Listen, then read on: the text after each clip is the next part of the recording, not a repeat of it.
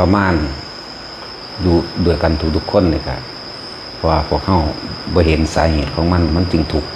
จึงทรมานอย่างเช่นว่าการทรมานก็คือการรอคอยคนมีความหวังการรอคอยบุคคลผู้ใดผู้หนึ่งอันเป็นบุคคลที่รักก็เห็นอย่างทรมานคือกันเป็นทุกข์เหมือนกันการรอคอยแม้นบุคคลที่เกลียดก็ช่างเหมือนกับว่าสิไปไกลเกลี่ยหรือมีเรื่องเล่ากันอันนึงหนักมือกันสิคุยกันความทุกข์ความทรมานความวิตกความกังวลก็เกิดขึ้นอยู่ในความคิดนั่นแหละเอาแบบใดดีเนาะกูเอาแบบนั้นเอาแบบนี้นี่สำหรับบุคคลที่เกลียดบุคคลที่ไม่พอใจกันสำหรับบุคคลที่พอใจกันบุคคลที่รักล่อค่อยเบิ่งมีความหวังว่าจะได้พบหน้ากันสิเลี้ยงสิสังสรรค์สิหลายๆอย่างแต่ในความคิดคือคิดถึงแต่เรื่องสิ่งที่พอใจในอดีตเก่าๆจังสันจังสี่นั่นแหละจึงว่าคนเฮามันถูกเพราะว่ามีความหวังเมื่อมีความหวังมันก็มีความรอคอยหวังกับบุคคลที่เกลียดบุคคลที่ไม่พอใจหวังจะชนะหวังให้เขาชิบหายหวังให้เขาตายหวังบุคคลที่รักคือหวังให้เขาว่า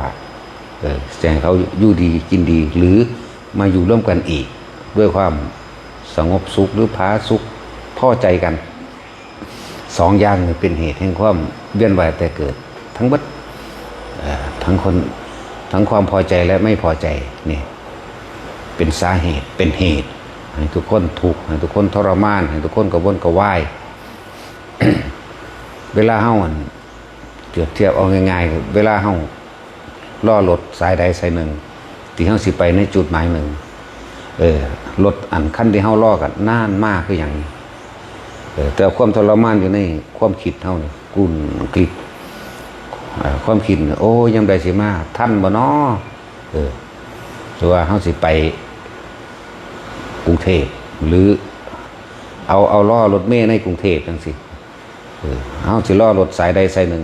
ย่านบ่ทันงานด้วยความคิดเฮานี่ลุกขึ้นเลี้ยวเบิ่งแล้วเลี้ยวมืออีกโอ้ยเขาเดี๋ยวก็โง่คุณโง่พี่เลี้ยวเบิ่งแล้วเลี้ยวมึงอีกความคิดนี่ย่านบ่ทันงานย่านเฮ็ดนั่นย่านเฮ็ดนี่บ่ทันนั่นแหละแต่ว่าคนเฮามันทุกข์เพราะว่ามีความหวังเพราะว่ามีความหวังแล้วก็การรอคอย แต่ที่พวกเฮาบ่เห็นตนเองเหมือนเฮามีความหวังในความอยากได้บัดนี้อยากได้นั่นอยากได้นี่ความคิดของเฮาสินึกปรุงแต่งไปพบก็เกิดเวียนไปในหันล่ะเกิดแบบไรอารมณ์ความรู้สึกเดี๋ยวก็ถ้าบ่ได้จังสั่นดิถ้าบ่ได้จังซี่เด้เนี่ยอารมณ์เกิดปนกันไปบางครั้งก็โมโหบางครั้งก็บ่พอใจนั่นแหละพบมันเกิดตอนที่เฮาคิดไปพร้อมมีอารมณ์ไปพร้อมนั่นเองว่าความทุกข์ความทรมานคนก็คือความหวังความรอคอยจุดหมายแบบโลกมันก็เป็นแบบนี้อยู่แล้ว แหละถ้าคนมีธรรมได้ยินได้ฟังธรรมและวิธีการระงับดับความคิดเจ้าของนี่แหละเพื่อสิเฮ็ดให้พ้นออกจากความทุกข์ความทรมานความรอคอยความหวังความอยากได้ความอยากดีความอยากมีความอยากเป็นถ้าว่ามีธรรมะพุทธเจ้ามาเป็นเครื่องเบรกห้ามใจมาเป็นเครื่องดำเนินชีวิตมาเป็นแนวทางคิดแนวทางเว้าแนวทางการกระทำนี่คนนั้นผู้นั้นที่ทุกข์ตลอดกาลเลยเรียกว่าธรรมะจึงมีคุณค่าสำหรับทุกๆคนมันเป็นความจริงที่ทุกๆคนประสบพบมาแล้วทุกคนมีความรอคอยทุกคนมีความหวังพวกเขาก็ทุกข์กับความคิดที่มันหวังที่มันรอคอยอยากให้มันประสบผลสำเร็จนั่นแหละแต่ว่าคำว่าทั้งหลายแหล่แล้วเนี่ยคือตัณหาคือความอยากของเขาเองตัณหานี่หาต้นบ่ได้คำว่าต้นลองระลึกนึกถึงดูแต่ละมือแต่ละเว้นเขาอยากได้หยังอยากเป็นหยังหาหม่องคิดไม่เลยเริ่มต้นแรกก็หาบ่ได้ไล่ลงไปที่มันยาวไกลมาแล้วในตั้งแต่เริ่มต้นเกิดจำว่าได้หรอกความอยากของเจ้าของ สิไปว่าหยังกับศาสตร์ที่แล้ว และหลายๆศาสตร์ที่พระเจ้าเพิ่นว่าตัณหาหาต้นไม่ได้แล้วหาที่สุดแห่งตัณหาก็หาบ่ได้เพราะว่ามันบ่รู้จักพ่อหาที่สุดไม่ได้หาต้นไม่ได้หาปลายไม่มีบ่ฮู้ว่าสิหยุดหม้องใดในความอยากเนาะธรรมะจึงมีคุณค่าสำหรับทุกๆคนเด้อธรรมะนี่แปลว่าความจริงของทุกชีวิตสรรพสัตว์ทุกเพราะมีความอยากได้อยากดีอยากมีอยากเป็นทุกทรมานวิตกกังวลร้อนเพราะมีความรอคอยและความหวังอยากให้เป็นไปดังที่ตัวเองคิดนั่นแหละทุกคือแบบนี้สิไปว่าอย่างนี้คือทุกที่มันเกิดขึ้นจากตัวจิตเลยทุกในกายนี่ก็ยังมองบ่เห็นทุกเพราะว่าแก่เจ็บปวดป่วยคนป่วยบ่มีดอกว่าแบบนั้นแบบอยากมีแต่อยากเศร้านี่ก็รอคอยอยากให้มันเศร้ามีความหวังอยากให้มันหายอยากให้มันแข็งแรงอยากให้มันปกติแล้วจะได้แล่นออกไปสู่กับกิเลสตัณหาอุปทานตัวเองใหม่เนี่ยเป็นจังซี่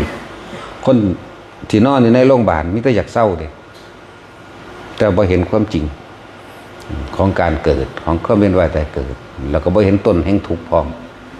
ต้นแห่งทุกข์ก็คือความคิดในความอยากได้อยากเป็นนั่นแหละที่มันฝังแน่นอยู่ในจิตในใจของเฮาเองถึงว่าทุกคนมาฟังเอาเรื่อยๆเอาเด้อฟังแล้วก็เกิดความคิดเปรียบเทียบเมื่อมีความคิดเปรียบเทียบก็เกิดการเห็นจริงมั่งบ่จริงมั่งในตัวเองนั่นแหละสิจริงหรือบ่จริงก็ขึ้นอยู่กับตนเองเด้อตัวเองน้อมเข้ามาหาตนเองเพิ่นเป็นแต่เพียงผู้บอกทางเท่านั้นเพิ่นบ่มีส่วนใดส่วนเสียกับไผว่าร้ายก็เป็นเรื่องของผู้ว่าผู้ที่เขาพูดให้ไผว่าดียกย่องด้อยค่าหรือให้ค่าขึ้นอยู่กับบุคคลผู้นั้นบ่ได้เกี่ยวกับผู้บอกผู้สอนคือพระพุทธเจ้าล่ะเพิ่นบ่ได้มีผลใดผลเสียกับไผเพิ่นบอกแล้วทุกสิ่งทุกอย่างขึ้นที่ตัวเฮาเองนั่นแหละการมาฝึกหัดปฏิบัติให้เห็นความจริงในตนเองเอิ้นว่าการมาปฏิบัติธรรมเนี่ยนั่นแหละสิ่งที่มีค่าสูงสุดถ้าผู้ใดเห็นธรรมแล้วผู้ใดเห็นตนผู้ใดเห็นธรรมตนคือเห็นทั้งทุกข์คือเห็นทั้งสุขแล้วก็ว่างออกจากทุกข์กันละสุขใดว่างความเห็นออกมาได้แล้วมันก็เกิดกลายเป็นเมตตาตนเองสงสารตนเองเด้คือคนใดดวงตาเห็นธรรมว่าฟังเข้าใจแล้วฟังเข้าไปเรื่อยเลยโอ้ยนี่ตั้งแต่กี้เพิ่นกูคือบ่เห็นแบบนี้กูคือบ่ได้ยินได้ฟังแบบนี้นี่ถ้ากูได้ยินได้ฟังแบบนี้ตะกี้เนี่ยกูสิบ่เป็นแบบนี้มันถูกเด่นคือว่า